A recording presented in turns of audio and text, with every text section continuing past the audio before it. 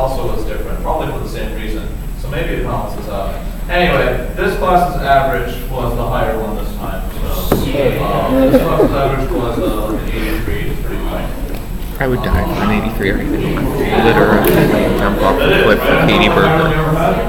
So, fine. What are you doing? Standard deviation of 8.7. You really know what's making that number though? Alright. So,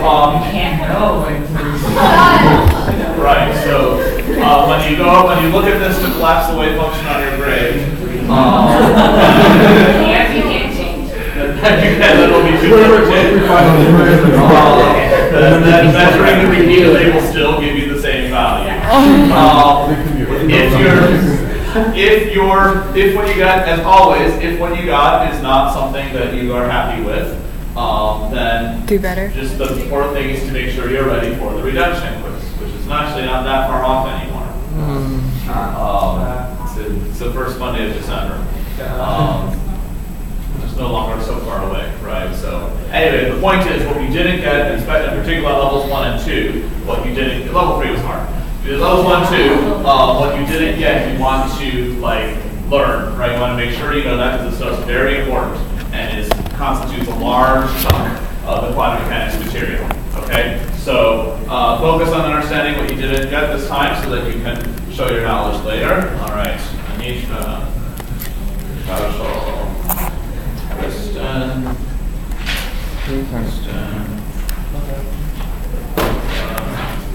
What did you name your accelerator? Michael. I always miss all the quantum state of death. Every single time. That was invariant. What did you name your accelerator? I got 1. Everything else except for this is wrong. Yeah, could you just straight up wrong? Eric, JR, Sabian. Oh, that one was something. Partially.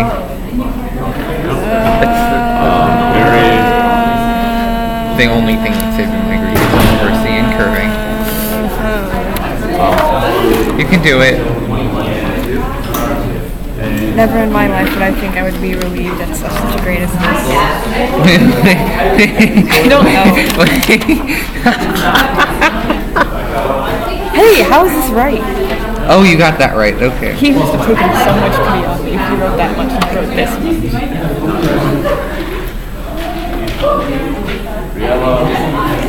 How do you actually? I don't know how to do this. No, that would be. So, due to being unable to view my edition status at the same time.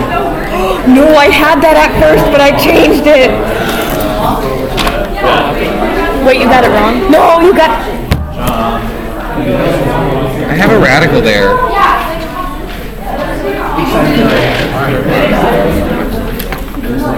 How'd you do? Shut up, Benji. You probably got like a B. I'm curious what the actual right answer was. How did you? Alright, so here, this is my work. This is what I got for I solved for A. I actually put footnotes in multiple places. Sorry, I didn't plan this out very well. Oh, 25 over 17. Oh, I messed that one up. And that's divided by... It's not a satisfying answer all the time. Yeah, the square root of... I don't know why you did that. Okay. Why did you do the square root of 1/5 and the square root of 2/5 over here? Let us talk about that. So level ones, they're really not that easy. Like if you took this class without, if you took this test without taking the class, for example, level one would be extremely difficult, right? It's not that easy, but it's foundational. It's very important. So if you miss some level ones, you really need to make sure you understand. Okay, because we're going to keep working with these rods and threads and stuff. So it's very important.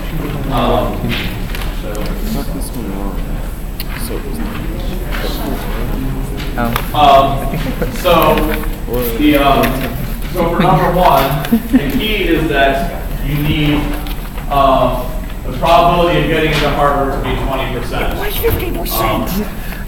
as well as I wonder if I should have used their actual emissions ratio, which is like what, 5 or something. So it's ridiculous.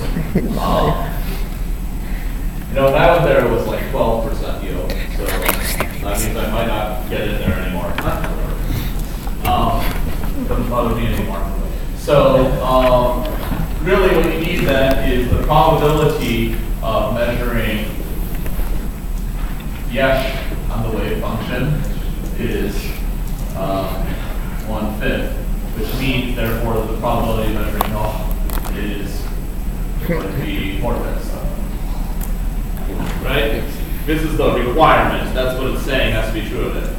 Once you put it that way, it's actually you can actually construct the wave function pretty fast without even needing to do an extra normalization step, because you know that these factors come from squaring the coefficients, right? So you can construct the wave function just by saying the yes one has a coefficient of 1/√5 plus the no one has a coefficient of 2/√5.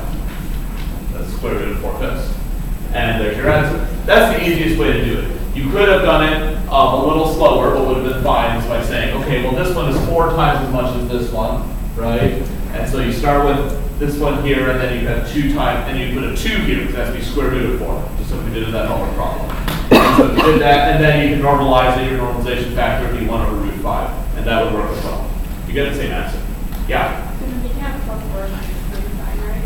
You could have plus or minus here. In fact, you could put an I here if you wanted. They would still satisfy this. And I think I caught everyone who, okay, there's one person who put a minus sign there for no particular reason. And I think I correctly marked it, but it does change your answer to number 4. So I think I marked that, but if you are that person, let me know. Is that you? Yeah. Okay, great. But it's fine. I got it right? Okay, good. I think I caught that. I wasn't expecting you to do that, but there's no reason why not to, so sure. Yeah, this is not, this sign here could be plus or minus, it wouldn't affect anything, right? Until later. Okay, so number 2, however, does not use this to do its answer, because the first thing that happens in number 2 is a measurement, right? So this is your original wave function, but then there's a measurement, and what stage did you measure? Yeah, bro. You measure no for Harvard, right? I figure most of you are juniors, so this doesn't hit too close to home, right? Wait, who's senior here? Is it really just the 2 of you? That's crazy. Wow. So there's only like 2 in the other class too. Yeah. The seniors were smart enough not to take this class. The seniors did seem to impart. They did kind of depart on us, didn't they? Because a few people dropped towards the beginning, and I think they're mostly seniors.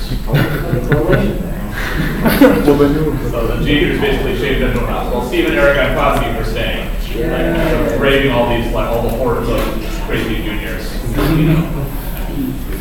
risking contamination with weird junior PDs and stuff. Yeah, not as bad as a side, still a concern, you know. All right. You made a measurement, so good. So for most of you, this doesn't hit that close to home, right? Yeah. Right. And so we have a psi equals, this is what you measured. And then you made another measurement. What's that measurement? Good. Then you measured Yale. So now you're here, right? And whenever you make a measurement, all previous information is gone. And this is where some people got confused. They thought, some people said, oh, I measured this and I measured this, and so now I revert back to the original wave function. No, you don't revert back to the original wave function. This is all gone. Once you make a measurement, it all disappears. Only thing is the wave function you measured. So no in this case, right? So given that, now you're going to check Harvard's website again, and now you're going to calculate the probability of now getting a yes for Harvard. That's to say you're measuring yes for Harvard with no for Yale, right? Because this is the current wave function, is no for Yale. You want to know what's the probability of yes for Harvard. Okay? So yes and no. And so these, of course, do not give you 0. Why not? Because They're eigenstates of different operators. You can only do the 0, 1 thing if they're eigenstates of the same operator. So we have to substitute in for one of them. The one we know is this one, right? So we can say the yes bra,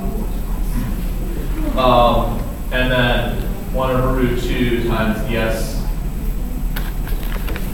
h plus 1 over root 2 no h squared.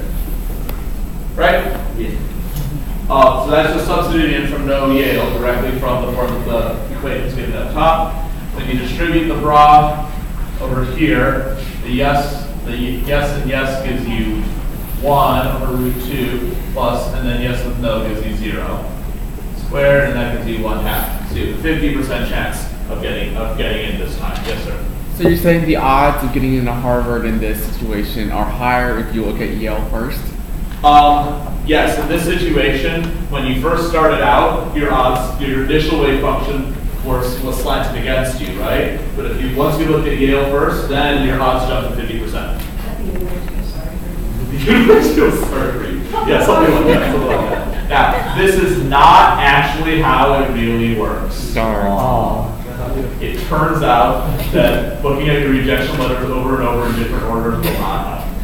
Probably not good for you. Okay? Getting your hopes up each time will probably not be a good experience for you. I recommend not doing this. What were the chances in real life?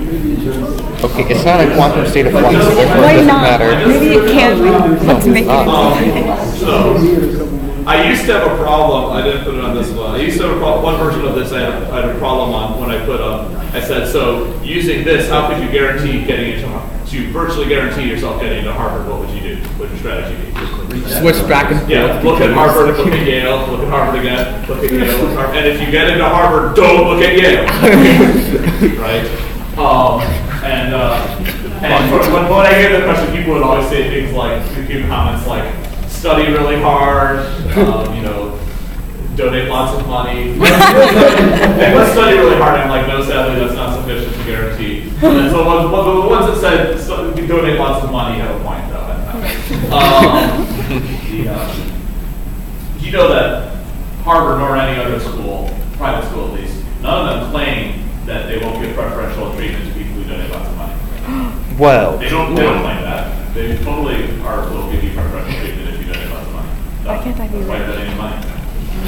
Like, they don't pretend, they're not pretending to be fair. They never say that anywhere.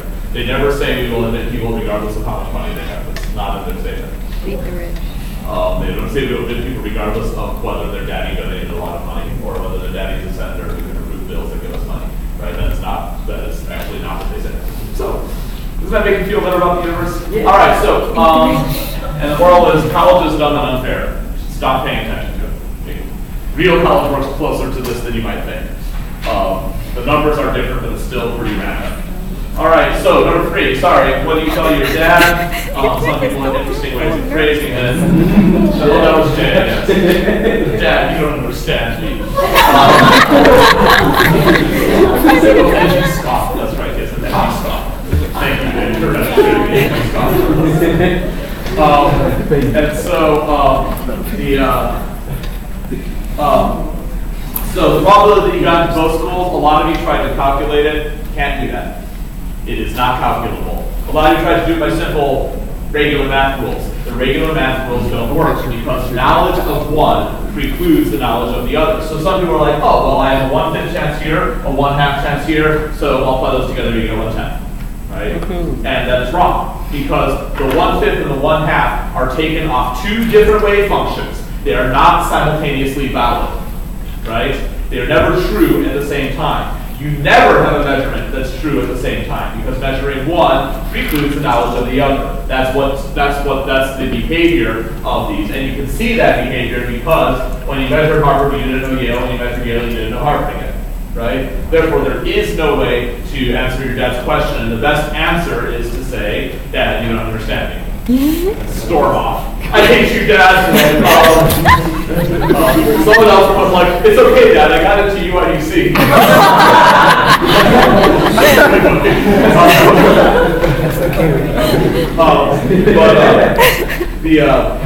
But what you need to say is there's no, some variant of there is no answer to this question because you cannot know, when I know one, I do not know the other, I can only know one at a time, something like that, yes. I guess, like, I was a little confused for, like, what's the probability? So that's not, like, a measurement, though, right? That's just, like, knowing, like... That's sort of a knowledge issue, right? You should know what is this probability. Yeah. But you say, what's the probability that you got into both schools? Is there any way to measure whether you got into both schools? Well, you use the wave function and then... Like, But the wave function, you can only calculate the probability of one school or the other school, right? But then you know the relationship between the probabilities. Here's the thing, there is no state, there is no eigenstate that represents getting into both schools. Right? Nor can there. Right? So there is no, what you want, what your dad is asking is this. This is what your dad is asking for, right? Yes. But this eigenstate does not exist. There is no eigenstate of getting into both schools. Right? I can make a statement about getting into Yale. I can make a statement about getting into Harvard. Just like I can make a statement about my precision of a position measurement and a statement about position of momentum measurement. I cannot make a statement about my knowledge of both. Or rather, I will limit on the knowledge of both. But like, why can't you just multiply the two as the two separate events? Because they represent two different wave functions, right? Or they represent two different outcomes, right? It's like saying, what's it like saying? One of them represents one measurement which collapses the wave function one way. The other one represents a different measurement which collapses the wave function a different way. In neither possible scenario are you actually in at both schools, right? In one situation, you are in maybe at Harvard and have no idea about Yale. In the other situation, you are in at Yale, but doesn't have any idea about Harvard. In neither situation do you know both of them. So I guess if you could compare it to like flipping a coin, like rolling a die, like while they're two separate events, if you want to calculate the probability of like getting heads and like getting six, you multiply the two probabilities. Right, but that does not work here. It'd be like, if you flip a coin, it'd be like asking the probability of getting two heads on one coin. Closer to that. It's like you're asking for like two things when you want to take one. You're asking for a probability. You're asking for a probability of a measurement that does not exist. Okay. You're asking for the probability of getting into those schools. There is no way to measure getting into those schools. Okay. That's why. And the thing you say about the coin, we'll come back to coins again. Oh. But like that also gets all screwed up with quantum mechanics. Yes. So like if you measure it and you get into Yale, and then like you measure it and you get into Harvard, do you think like technically get into both schools in the past, regardless of whether it was at the same time?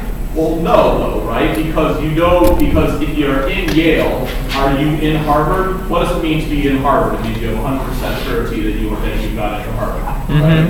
Otherwise, you are not actually in Harvard. In the past, you got into the school, and then you got into another school. But these wave functions do not reflect any past knowledge, right?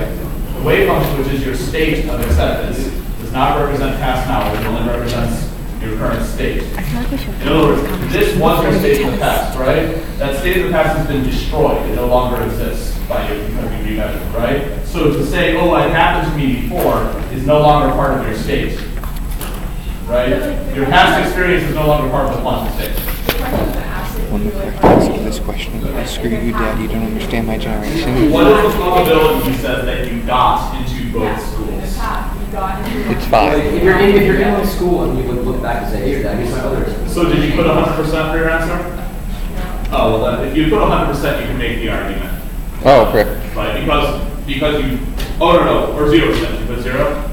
Okay, well, if you put 0, you can make the argument because you can say, well, in the past, I did not get into either school, and therefore I'm 0% right now. Right? Did you put that?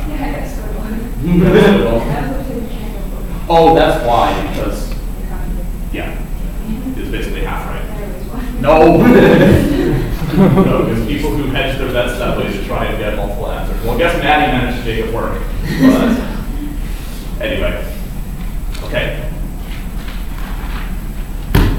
At any rate, it would have been good to explain this because it is not sensible to say, because this is your state, right? Your state of acceptance. right? Once you are here, you are no longer accepted into Harvard. The acceptance into Harvard state has vanished. Kind of sad. Right? The previous state is no longer relevant, right? And this is really important, not because of this is how college admissions work, but because this is how particles work, right? It's actually very important. When you measure something about a particle, if there's anything not commuting with that, that information vanishes completely, okay? It has no more relevance to the universe. So, this is very important. When we talk about spin, we'll have a bunch of these non-commuting operators. And whenever you measure one, all the other information disappears. Yeah. That's the key part you need to realize. That is no longer, and the past history has no relevance whatsoever, cannot be used in any calculations. Yeah.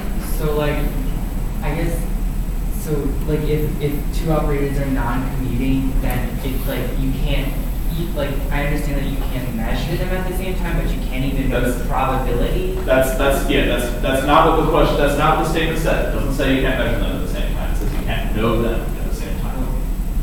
And if you can't know them at the same time, that means you have no way to calculate the probability of knowing them at the same time. Right? Same.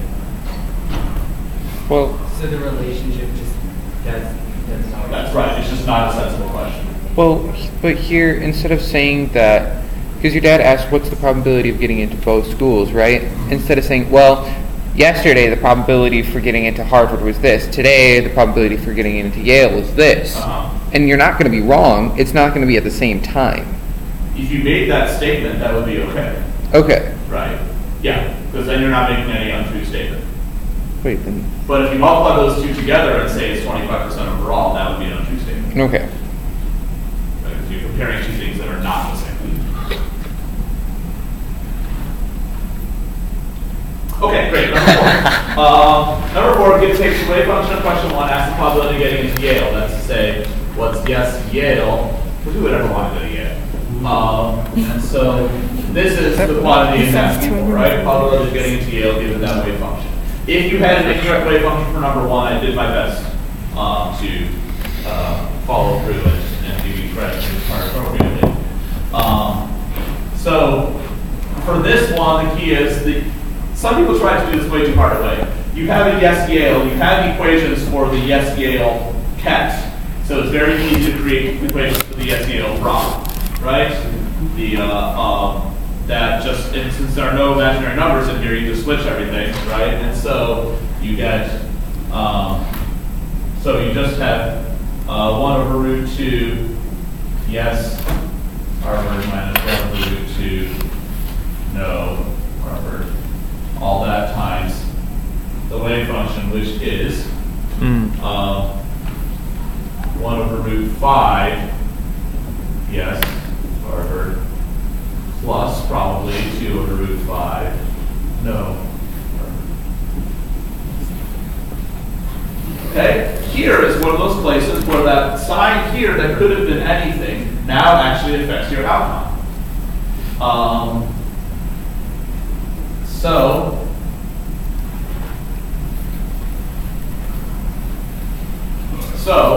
now if we put this together, we're going to have 4 terms, but 2 of them will be 0, right? Because yes hitting no or no hitting yes will be 0. So we have the yes hits, when yes hits yes, you get 1 over root 2 times 1 over root 5, which is 1 over root 10. And then you have minus these two times each other, no hitting no, is 1 over root 2 times 2 over root 5, so 2 over root 10. 2 over root 10. And that gives you negative 1 over root 10 squared, which is 110. Now, if you had done, as Emily did, and put a minus sign here, that is a perfectly legitimate answer to number 1, but it would change the answer to number 4. Because if you put a minus sign here, there would be a minus sign here, this becomes a plus sign, right? And instead, you would have what? 9 over 10. Which is, of course, the opposite. Let's say if you put no here, you'll get 9. What? I like the odds better. This is fair, apparently. The reason I did this was because I assumed you would put a plus sign here, and then I wanted it to be a low chance of getting into Harvard, which should also be a low chance of getting into Yale, right? So that's why I put the minus sign where it was. But anyway, okay. All right, for number 5, hy does not equal yh. And a lot of you realize that because H and Y do not commute. And that's good, but the explanation was a key part. Some of you did it mathematically, and I was pretty impressed because that's not so easy to do, and at least 2 of you did it mathematically and worked it all out. That's pretty good, pretty cool. But a lot easier, honestly, is just to explain when I measure Harvard, and it's already in here, right? I measured Harvard, then I measured Yale, and then the probability of my getting into Harvard changed. It's no longer 100%. Right? If that is true, that means the operators don't commute. Like, that's it. So, as a result, you didn't have to go through the mathematical work. That's the easy way, is just to explain what I just said. If you didn't explain that clearly, then you didn't get the full credit for it.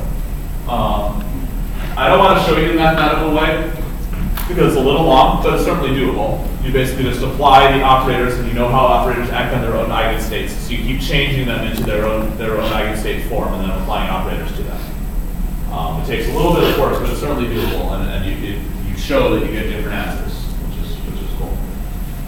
All right, number 6. Just for fun, you apply the wave function, the H operator to the wave function. I say just for fun because this has no physical significance. It's just for fun. So that means H applied to 1 over root 5, yes, Harvard, plus 2 over root 5, no, Harvard. And Harvard applies to the yes operator. Since this is an eigenstate of Harvard, we know how an operator applies on its own eigenstate. What happens when an operator acts on its own eigenstate?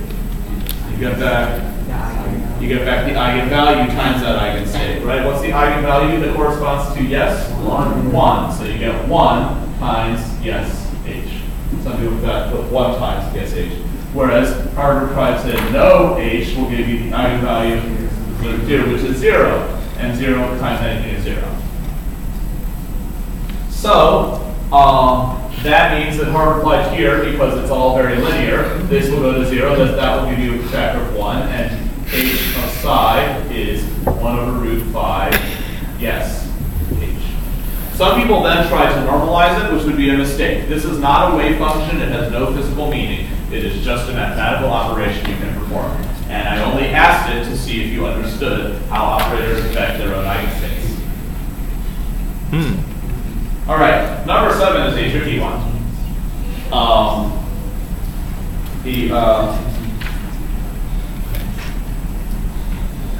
Here's the thing. You want to figure out the Princeton operator.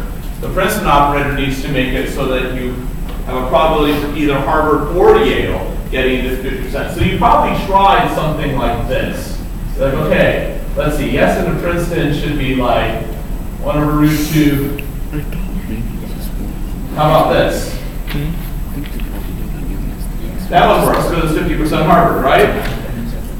Except what's the problem? That does not work for Yale because that also equals no Yale. So that means this is 50% Harvard, but 100% or 0% if you look at it that way, Yale, which is not what you wanted. So that's no good. That's no good, right? So you say, okay, what if, and then some people try, some people try like yes Harvard plus 1 over root 2, yes Harvard plus yes Yale, or something like that, right? Anyone try something like this? It doesn't work. It's not even normalized. If you try it, if you work it out, your numbers won't even add up, right? So that's not going to work either. You try to calculate the probabilities; they're not even going to be 50%. So the problem is, you want something like this, but you also want something like. You want to do something like this too, right? But this one, which is 50% for Yale, has the problem that if you work it out, you end up with it being 100% for Harvard, which is not what's supposed to be 50 and 50, right? So the only way out of this, which requires a little bit of outside the box thinking, the only way out of it is to use something we haven't used a lot. That's right, we used to use the imaginary number. Because watch what happens if we do that. And where do we use the imaginary number? Well, it takes a little guess and check, but you can start out with something reasonable like this. Okay? Same thing, we'll put an I here.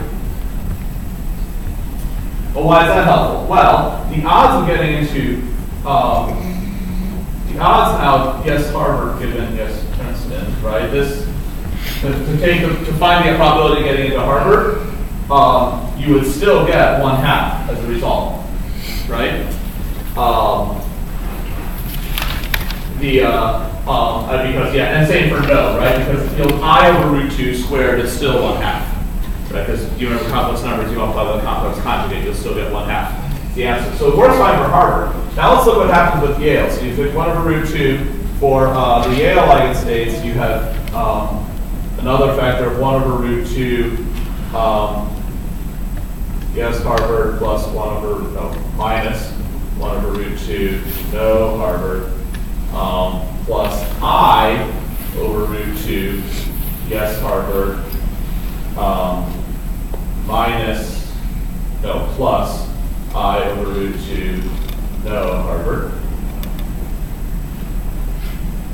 Right, that's what, hey, did I just do that backwards? That doesn't make any sense. I just did this backwards. Let me try this again.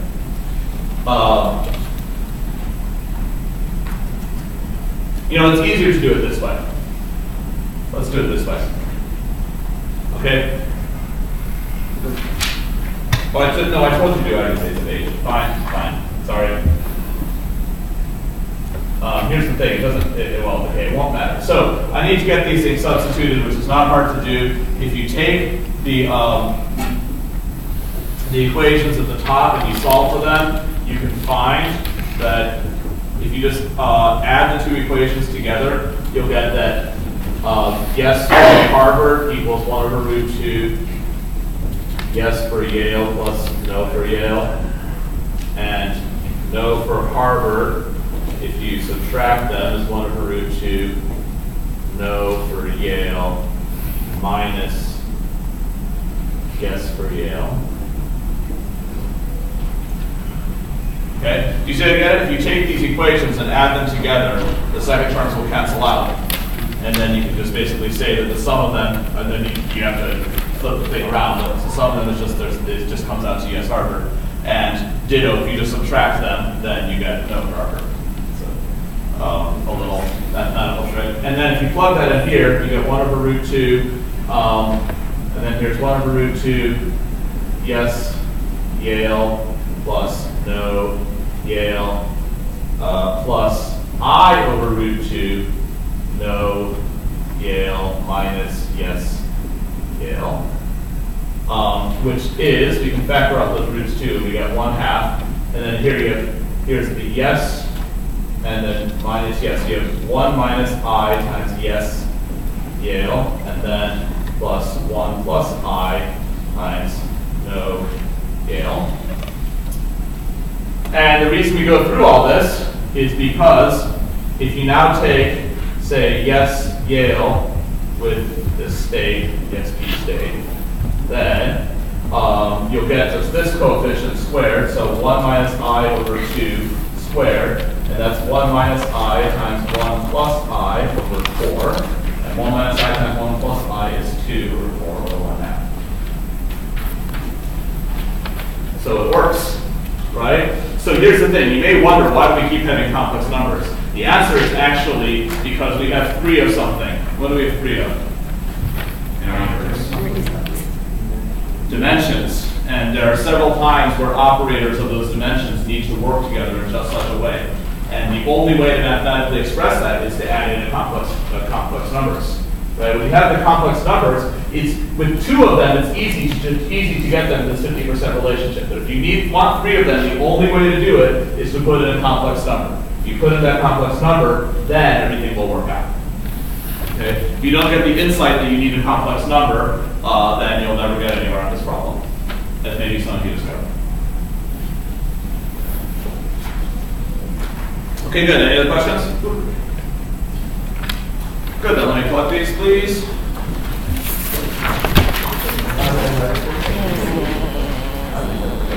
Where else? That was all this stuff I said. Nope. No. More or less get us quickly before even thinking of using complex numbers. That wasn't I'm saying I want to die. I want enjoying. Let's put my test under your test. Everybody knows your grade. Well, you know what? If we don't look at it, if we don't make an observation of it, Grades are not an appointed stage. they can be. No, I don't think they can. They can't, but okay. So you were, the things that we She's do a that probabilities dreamer. calculate are not applying the operators. Okay? It's not about the order of measurements that makes the difference. Okay? It's that if you measure one, then you no longer know the value of the other. So that if you measure one of them, calculate the probability of the other one, it's not 100%. Heck you, That's Brian. the Heck you. statement. So I yours is agree. focused on measurement, which is not the same thing. Heck yourself. Thank you. All right, so. Wow, yes. Another table. Wow. Thank you. Don't forget Thank about you. No, he already did that. Is that everyone now? Thank you. All right, here's the plan for this week. So I made a logistical error a while ago that we are all now stuck with. And, you know, as they say, this is going to hurt you a lot more than it hurts me. But anyway, no, it doesn't hurt that much. It just shifts things around. But I made a logistical decision about when to put the exam that I now think wasn't a great decision. But anyway, it's way too late to change. So because that exam is a little bit early, and as a result of that, we have to squeeze things in. We're all going to fail. So I don't like that, but the good news is after the exam, which is a bit early, you have a drastic reduction in workload for this class because the only assessment after that will be the final. And so you get like, 2 weeks or something with basically no assessments. So I think that will probably sync well with the other classes. I'm hoping to give you a little more time for final projects and stuff, other finals and things like that. Yeah. Have people done better on the quantum mechanics exam than the relativity? Have people done better? Yes. Like, is average? On average, it's. I think the average comes out to about the same, but you are not an average person. You're an individual with your own rules and ways. Right? So averages are interesting, but really have nothing to do with you as a person. I pay attention to averages because I'm interested in the growth of the class, but really you're interested in yourself, right? So can you do better on the quantum mechanics exam? Yes. Yeah. The final is very different. We will get there later. Yes, the final is very different. With multiple choice? It won't be the same as last year, but you can ask people about last year. It won't be the same thing. Yeah. Is that good or bad? Okay. I have worked out something different from last year, but it will be more like that, like last year's final, than it is like the exam. It's not going to be a paper exam sitting down. It's going to be a noisy, running around, open book, open notes, open computer exam. Open notes? Open people? Open teacher. With that? Open ears, yes. No. Can I talk to you? Open particle physicist. I know particle physicists. Can I'm not a no particle physicist. I'm gonna.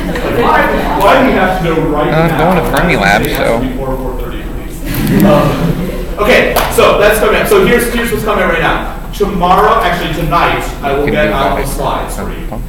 I will send out a Google form for you to use for your voting. You need to put your name on the form. The rest is anonymous. It's not going to be released, right? But I need to see it and then grade your voting. How am I going to grade your voting? Because each one you vote for, you need to give me a brief explanation of why you voted for it. Brief is fine. Like, I did not need a vote.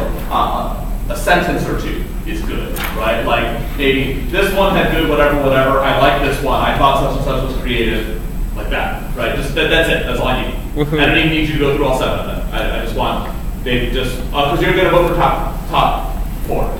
You're going to vote for top 4 in each one, and I just want a quick a sentence or two about what you did, about why you did it for each of the subject. That I want to be done Wednesday night. That should be okay, right?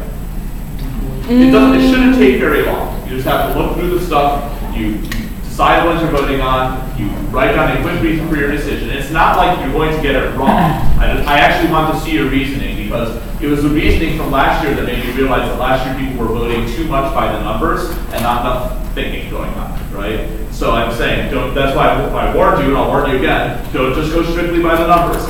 think about what's actually happening. Also, if you trust that person to actually do the calculation right. Because, you know, that's an issue. I haven't checked these yet. They have names on them? Some of them do and some of them don't, apparently. Anyway. Yeah, right? Yeah. Who would ever write in Comic Sans? Forget it.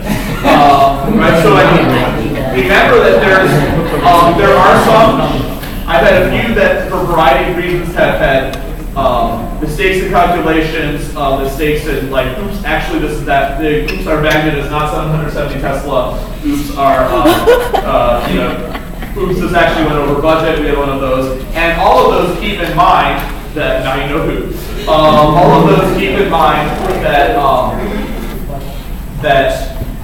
there's going to be a redesign, right?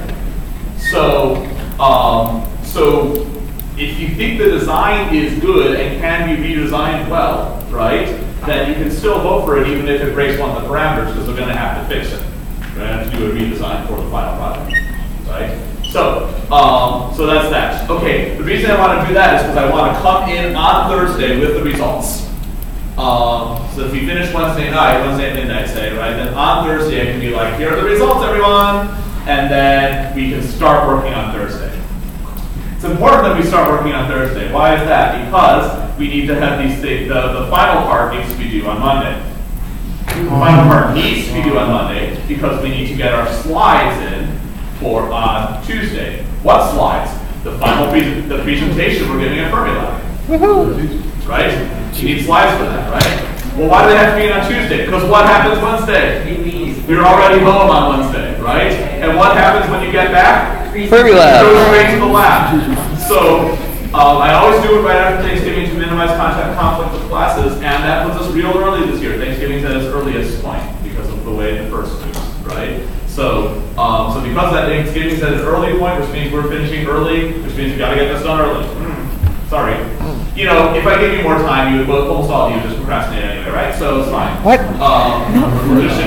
know what still do. Right here, my hands are tied. I can't move the Fermilab strip. Right? So we're just going to do it. That's how it needs to work. Now, the good news is you've done most of the work, right? You're going to be in the same groups working on this. So you'll have to do some redesign to fit in with the other groups. Maybe there's slosh some money around in the budget, but there's not actually that much to do because you have everything set up already. You should be able to reproduce the calculations you need right away. You can put the same people on the same thing, so you don't have if you want, so as to make it go faster, right? But you have everything set up. It's not actually that hard. Yes.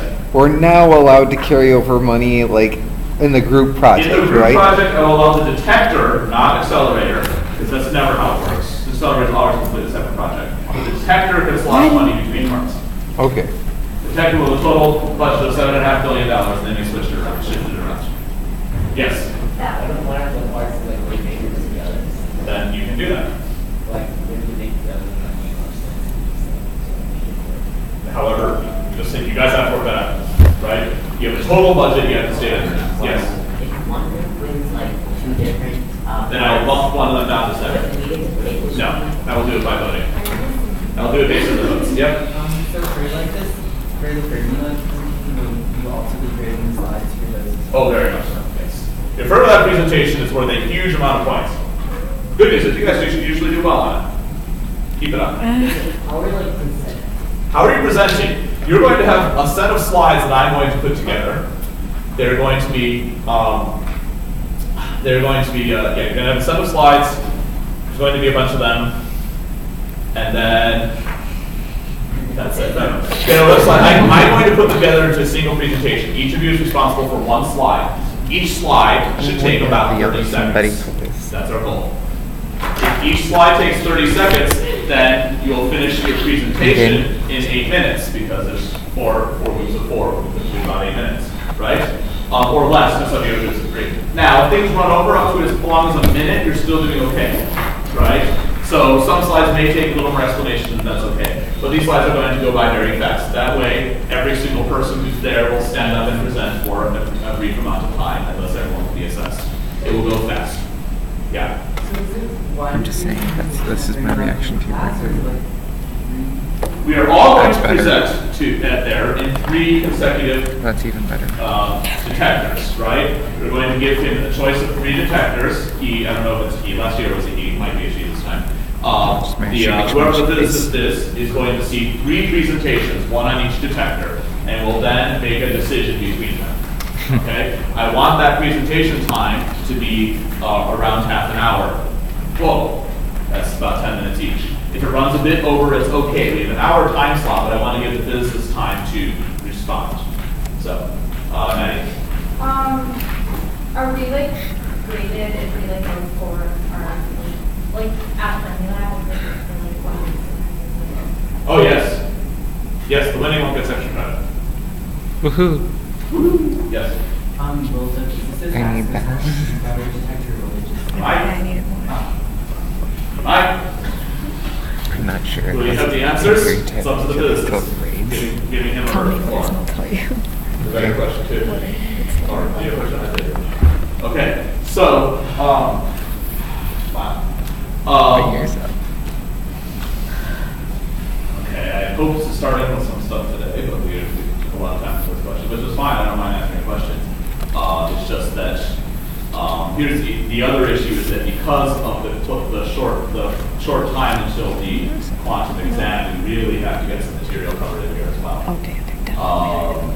What? They're definitely higher than me. Well. Okay. Well, that's fine. So the thing is, it should go pretty fast. You will need some coordination time, and that's the bulk of it, getting the numbers to coordinate together, right? And I will give you some class time, and then we'll also have to spend some class time to cover some more material. We have, unfortunately, basically, as soon as you get back from Confirm It, we have to start thinking about quizzes and exams and stuff. Sorry, but at least we overput that faster this way. Let me just introduce this because I don't want to waste time. I have 5 minutes. It's not time to do something. We could talk about Richard Feynman. Yeah. We need to talk about the third of the big 3. No. The big 3 conserved quantities. Okay? We already know 2 of them. We know there's energy. That's not good color. No, it's going to be spin. We have energy, we have momentum. Do not attach any significance to these colors. I just didn't like the brown. And then there's the third conserved quantity, which we haven't mentioned yet, which is Spin. angular momentum. It's called.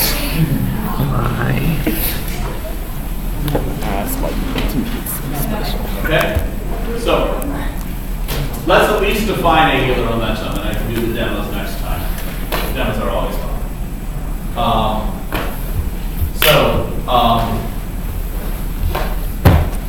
We have, here's how it works. Angular momentum is defined as L. So the angular momentum is always given by L. By L. I have no idea what the L could possibly stand for. An angle? And L is defined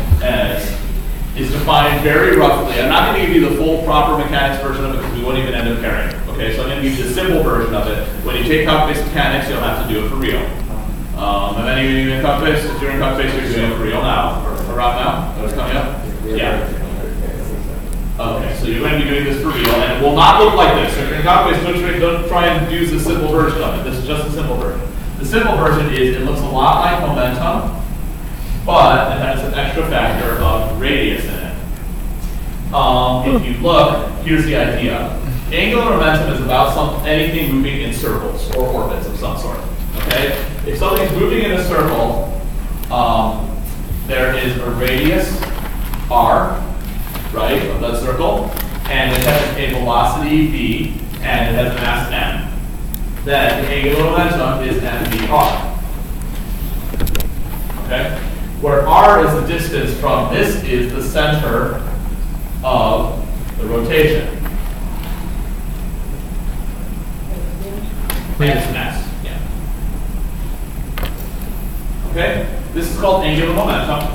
A few things about angular momentum. First of all, it's a vector. Technically an axial vector, which is not the same thing. Anyway, we won't go there. So the angular momentum is a vector, and the the direction of L is along the axis of rotation. Okay? So, in this case, if you have, it's rotating this way, so the velocity is this way, the radius is this way, which way is the axis of rotation? Well, the axis of rotation is pointing into the board here, right? Pointing in or out of the board here. This is the axis of rotation. Okay? Angular momentum always works in 3 dimensions that way. That is to say, the velocity, the radius, and the axis are always different directions by construction. So it always points along the axis. So to do it, you always have to kind of point like out of the board or into the board or into the paper. That's like normal. The axis of rotation in a direction, so it could be into or out, right? So which direction is it? It's in a direction determined by the right-hand rule. Okay? Don't worry if you haven't learned the right-hand rule. You'll learn it eventually for cross products or for comp-based. We can use the simple version of the right-hand rule for this one, which is really way easier for angular momentum. Rather than doing the weird physics gang sign, you should just do the simple right-hand rule. It works like this. It's going in a circle, right? Okay, take your right hand. Doesn't work. Use your left hand. Be careful about that. Someone gets screwed up by that sometime, always, right? Take your fingers and curl them in the way it's rotating. So you actually have to orient your hand along the same way, so you can curl them in the same direction it's rotating. Okay, so like it's going this way, so you want your fingers to curl this way. Okay? When your fingers curl this way, your thumb sticks out. This is the direction of angular momentum. Okay? So rotation, so for example, look at the board, rotation in the counterclockwise direction means angular momentum goes this way. Rotation, if it were rotating this way, right? Rotation in this direction points this way. Right? So someone tell me, if I said the angular momentum vector were pointing into the floor, which way would the thing be spinning? It'd be spinning from this way, right? Clockwise. It would be rotating this way, right? This direction is a really easy way to determine the way things are rotating. So that's very useful. See, is that why like that one shape thing, when you spin it one direction, it spins, but you spin it the other way, it like wobbles back the other way? No, that's because they introduced a small asymmetry into it that allows it to do that. It's not as simple as that. But you certainly do have to do this kind of right-hand rule calculation to make it work. Okay, so that's the basics of this. We will cover this in more detail on Thursday. Give me time. What do you want from me? I'm just gonna keep bumping you. Why? Because I want to. That's stupid. But is it really? Yes! Are you sure? Yes! Actually, I can never be absolutely sure about anything. Get it? Richard Feynman quote? Ha ha ha ha ha. That's not how it works. Yes, it is.